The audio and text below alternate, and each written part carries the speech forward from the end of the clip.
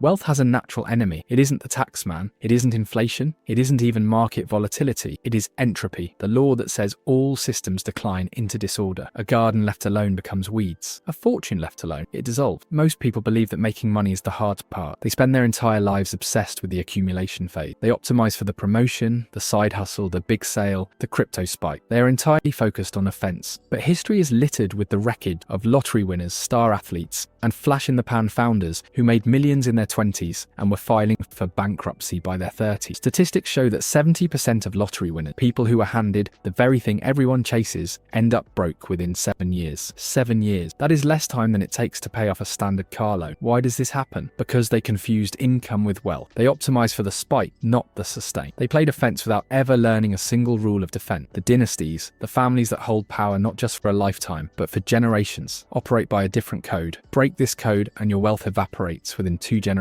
Master it and you build something that outlasts you. They follow 7 silent rules that act as a fortress against the natural decay of wealth. Before we go any further, let's kill a dangerous objection that might be forming in your mind right now. You might be thinking, I don't have millions to manage yet, so this doesn't apply to me. That is a fatal mistake. These rules are scale invariant, a fancy way of saying they work the same whether you have $10,000 or 10 million. The principles don't change with the numbers. In fact, if you cannot manage the entropy of a small sum, you will be crushed by the entropy of a large one. Applying these principles when you have little is exactly how you acquire the discipline to manage a lot. These rules are not comfortable. They require you to suppress your ego, ignore your biology, and do the exact opposite of what the consumer economy screams at you to do. But if you want to leave the precariousness of the middle class behind, you must stop acting like a consumer and start acting like a custodian. Advi, let me prove it to you by telling you about a man named Marcus. That is not his real name, but his story is real. Marcus made $2 million from a startup exit at the age of 28. He felt invincible. He felt that he had solved the money problem forever. Within 3 years, he was back to a $60,000 salary, staring at the ceiling at night, wondering what happened. He didn't gamble it away. He didn't have a drug problem. He didn't get scammed. He just spent it. A nicer apartment in the city, a car upgrade that felt deserved, first-class flight, picking up tabs to feel generous. It was death by 1,000 small decisions. Then he met an advisor who had worked with 3 billionaire families. The advisor looked at Marcus's financials and told him the truth. He said, you made money playing offense. You lost it because you never learned defense. He taught Marcus these 7 rules. Today, Marcus has rebuilt his wealth, but more importantly, he has a system that ensures it never evaporates again. These are the rules that changed his life, and they are the rules that will change yours. Rule number 1 is the information vacuum. We live in an era of performative success. The middle class and the nouveau riche operate on a broadcast frequency. They signal success to validate it. A new car isn't truly enjoyed until it is posted on Instagram. A business win isn't felt until it is announced on LinkedIn. The modern mindset is that if you don't show it, it didn't happen. Mate, true operators understand that in economics, information is leverage. If you give away your information, you give away your leverage. This goes far beyond the generic advice of staying humble. This is about avoiding a tactical disadvantage known as the rich tax, the premium price everyone charges you the moment they know you have money. Let's look at a specific scenario to understand the mechanics of this.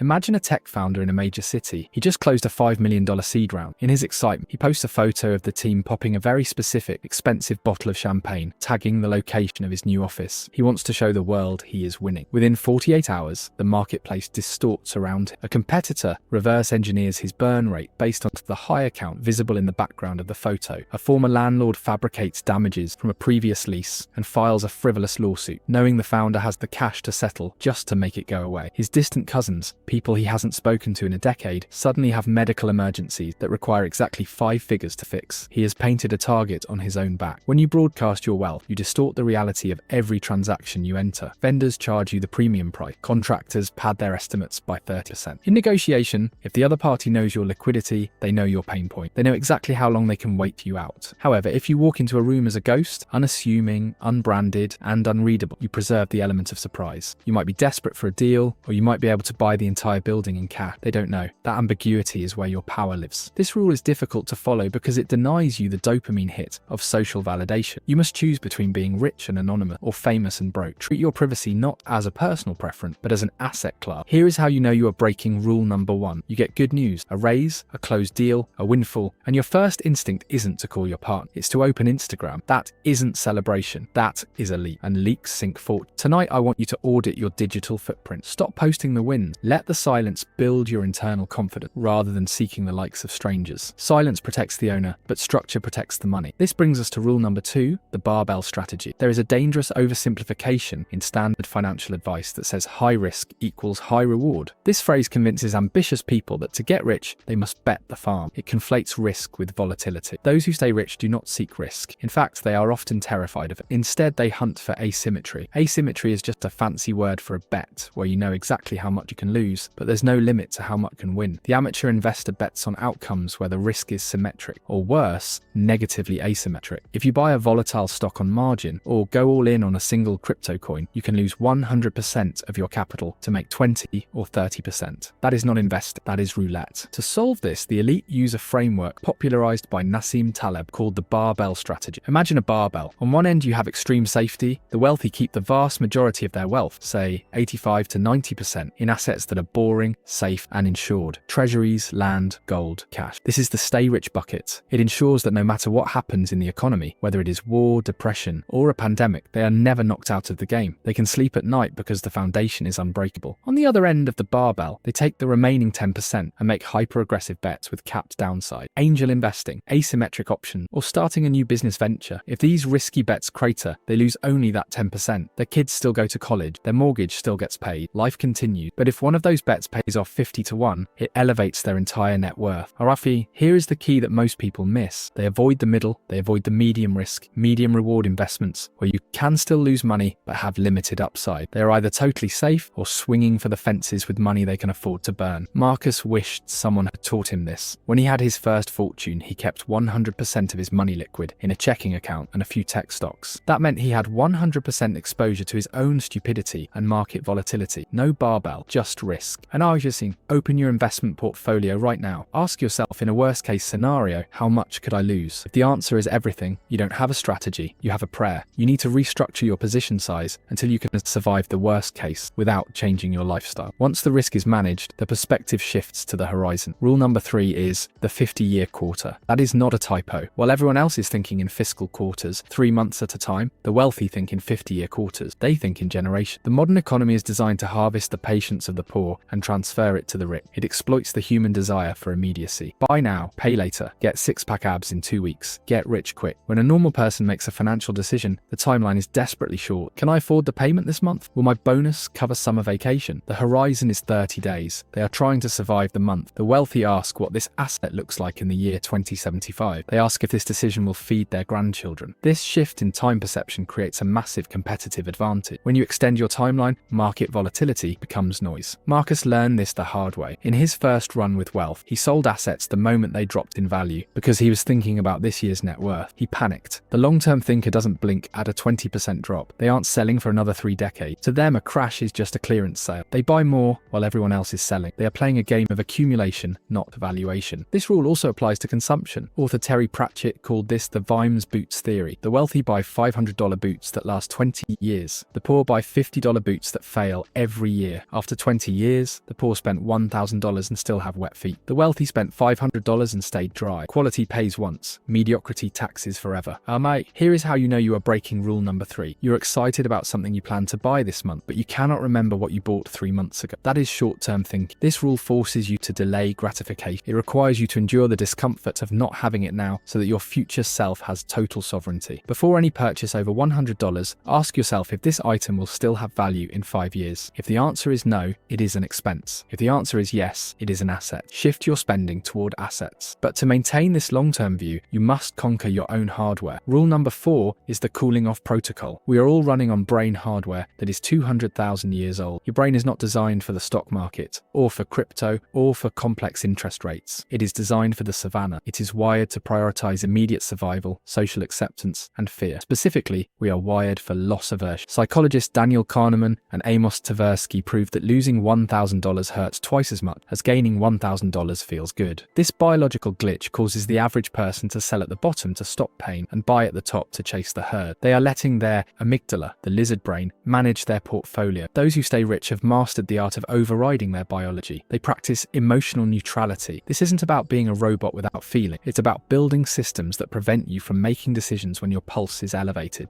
One such system is the 24-hour rule. No major financial decision, whether it is buying an asset, selling a position, or entering a partnership, is ever made in the room. No matter how good the pitch is, no matter how much scarcity the salesperson manufactures, the answer is always that you will review it and get back to them tomorrow. That 24 hours lets your rational brain catch up to your emotional. The excitement fades, the clarity arrives. They also use the sleep test as a risk metric. If an investment is too volatile or the position size is too large relative to your net worth, it will disturb your sleep. If you're waking up at 3 in the morning to check the price of Bitcoin or a stock, you haven't made an investment. You've made an anxiety disorder with a ticker symbol. You are over-leveraged. Marcus told me the hardest part wasn't learning the 24-hour rule. It was admitting how many bad decisions he had made in under 24 seconds. He realized that every time he lost money, he had acted quickly. Every time he made money, he had acted slowly. Here is how you know you are breaking rule number 4. Someone presents you with a limited time offer and you feel anxiety instead of skepticism. That is your amygdala winning. Starting today, implement the 24-hour rule, no exception. Let me sleep on it becomes your most powerful phrase. At D, once you have mastered your own mind, you must master your time. Rule number 5 is the leverage of who. There is a trap that keeps intelligent, hard-working people stuck in the middle class. It is the trap of doing it all yourself. It feels virtuous. It feels productive. You ask yourself why you should pay a CPA $1,000 when you can spend your weekend figuring out the tax software yourself. You ask why you should hire a lawyer when you can download a template. But wait, dynastic builders understand a simple equation. Time is the only asset you cannot buy more of. Therefore, the highest use of capital is to buy back time. They never ask how to do something. They ask who is the best in the world at this and how do they hire them. This is not about being lazy. It is about opportunity cost. Let's do the math. If your time is worth $50 an hour in your primary skill, whether that is coding, sales, or management, and you spend 4 hours mowing your lawn to save $50, you haven't saved money. You have committed economic suicide. You spent $200 of potential output to save $50 of labor. You are objectively poorer for having done the work yourself. But there is a deeper level to this. It isn't just about time. It is about competence. Smart operators build a cabinet of advice. They know that tax codes, legal structures, and market dynamics are too complex for one person to master. The average person sees a $500 per hour lawyer as an expensive cost. The wealthy see it as insurance. That lawyer might structure a trust that saves the family $2 million in estate taxes down the road. The return on investment on that $500 hour is astronomical. Marcus used to mow his own lawn. He used to do his own taxes. Now he pays a CPA to strategize his taxes and a landscaper to handle the yard while he earns $200 an hour consulting. He stopped doing $50 work so he could do $200 work. You cannot be the CEO, the janitor, and the accountant forever. Eventually, you must choose your role. Identify one task you hate that costs less than your hourly rate to outsource. Pay for it once. Use the freed up time to learn or earn. Feel the difference. You've learned to buy back your time, but Marcus discovered something else. Even when he had freed up his schedule, he kept making the same mistake. The money was too easy to touch, and what is easy to touch is easy to spend. That brings us to rule number 6, friction as a feature. In a digital world, we are sold the benefit of liquidity, being able to move money instantly. One-click checkout, instant transfer. The entire financial tech industry is built to remove friction between you and your money. The wealthy practice strategic illiquidity. They intentionally make their money hard to reach. This sounds counterintuitive. Why would you want to lose access to your own capital? Because access breeds temptation. There is a concept known as Parkinson's second law, or simply lifestyle creep, which states that expenditures always rise to meet income. If you make more money and leave it accessible in a checking account, you will inevitably find a reason to spend it. A car repair, a renovation, a luxury vacation. The money burns a hole in your pocket. By locking capital away in illiquid assets like real estate, private equity, or trusts with withdrawal limits, you create a barrier to stupidity. You create friction. If you want to spend the money locked in a commercial building, you have to list the property, find a buyer, go through escrow, and pay capital gains taxes. This is easily a 6-month process that lets urgency die. That friction gives you time to calm down and realize you don't actually need to sell. It forces you to be long-term.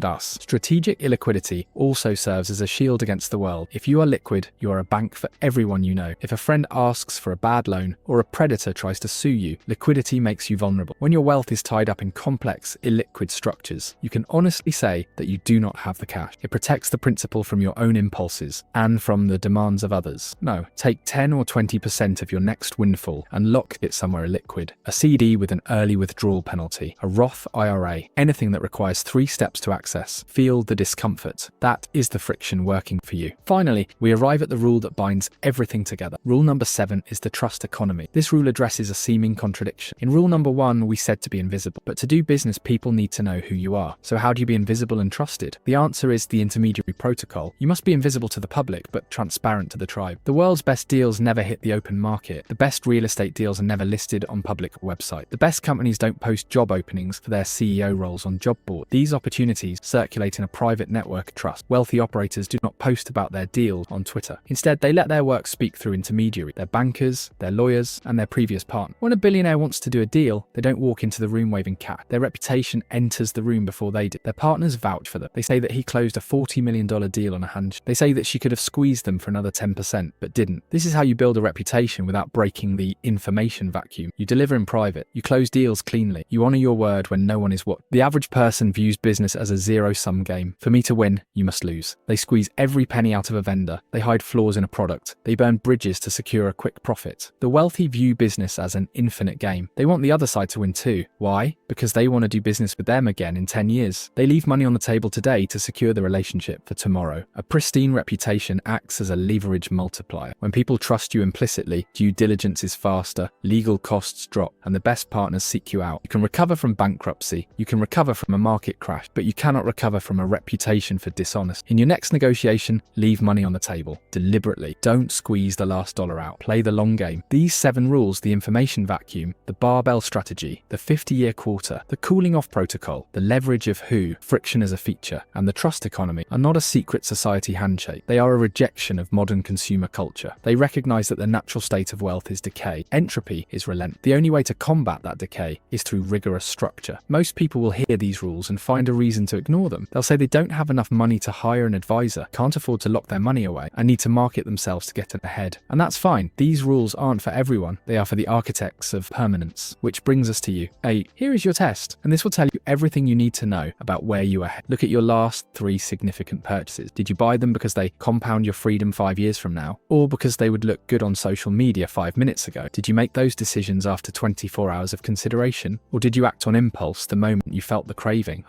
If you answered honestly and didn't like what you saw, good. That means you are ready to change, because wealth isn't the number on a screen. Wealth is the discipline to keep that number growing while the entire world is begging you to spend it. Marcus learned this at 28 after losing $2 million.